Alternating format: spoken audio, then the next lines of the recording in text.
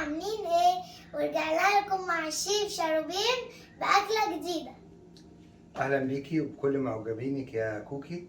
النهارده هنعمل اكله سريعه قوي، جميله قوي وسهله قوي. زي ما انتم شايفين الحاجه موجوده في كل بيت. عندي مكرونه. في الخضار هيبقى طماطم، بصل، فلفل، جزر، عودين بقدونس عشان زين بيهم في الاخر. عندي توم، عندي مرقه، شويه توابل عباره عن فلفل اسود وملح وبهارات وشويه بابريكا صغيرين. عندي موزاريلا تشيز، وعندي معلقتين صلصه وشويه زيت. مقادير سهله جدا ومتوفره في كل بيت. هنبتدي نحضر الاكله بتاعتنا. بجيب صينيه تنفع احطها على عين البوتاجاز وينفع احطها جوه الفرن. بحط المكرونه نيه خالص، بحط الزيت عليها. انا كل اللي عملته حطيت المكرونه نيه، حطيت عليها الزيت. ببتدي اجهز بقيه الخضار بتاعي.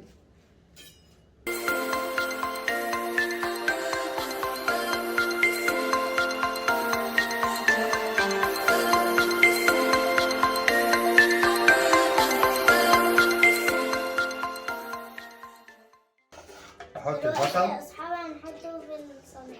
ايوه. هنقطع الطماطم.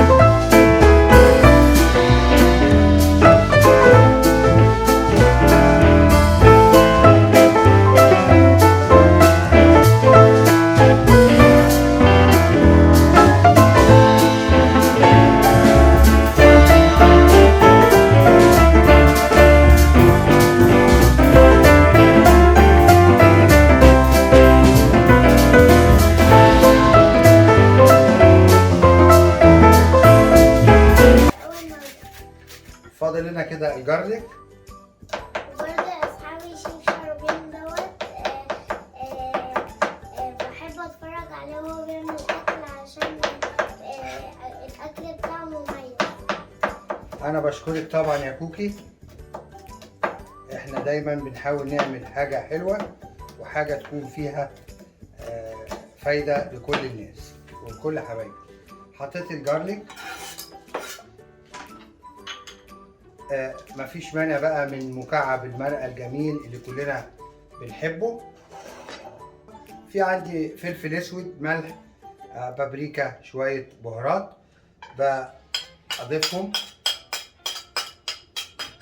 كده. فاضل لي حاجه واحده بس اقدر اعملها. اقدر اعمل الميه السخنه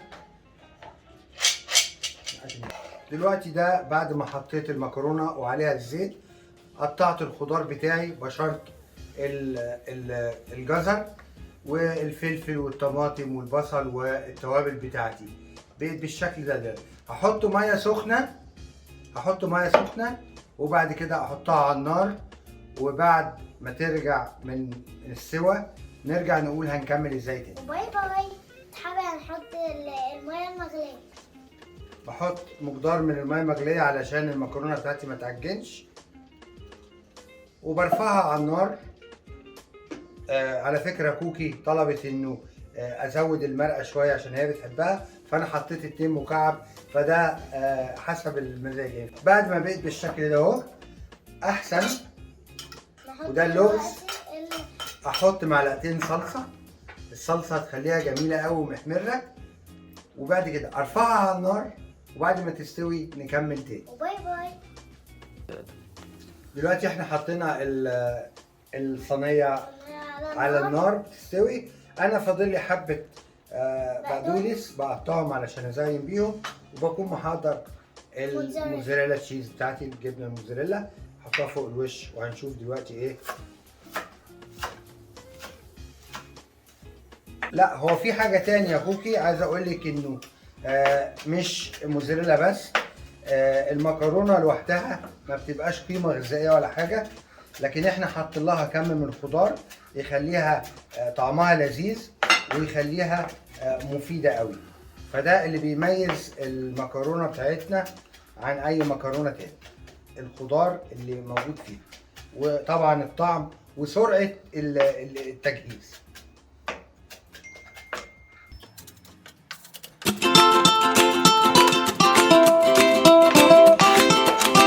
وبعد يا اصحابي ما طلعنا المكرونه وهي كده بالشكل الجميل ده، ومش عايز طبعا اقول لكم الريحه جميله قد ايه. فاضل بس حاجه بسيطه، هناخد رشه موزاريلا. هنحط يا اصحابي الموزاريلا ونحطها في الفرن، وبعد كده هنرجع لها تاني.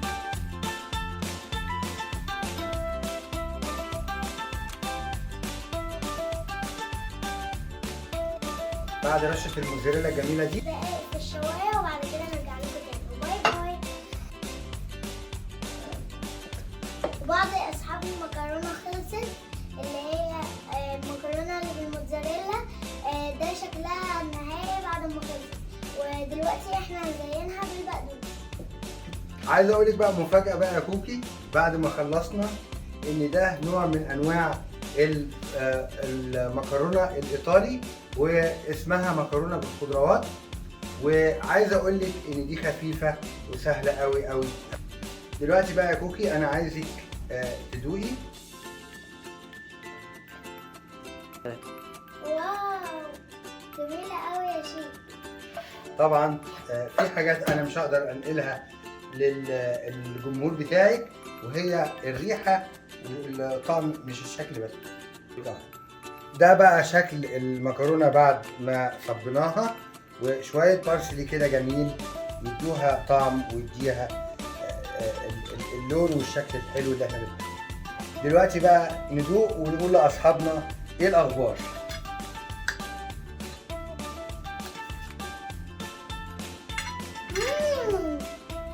جميله قوي. جميله جدا. لو عجبك يا اصحابي الفيديو اعملوا لايك، وباي باي. باي باي.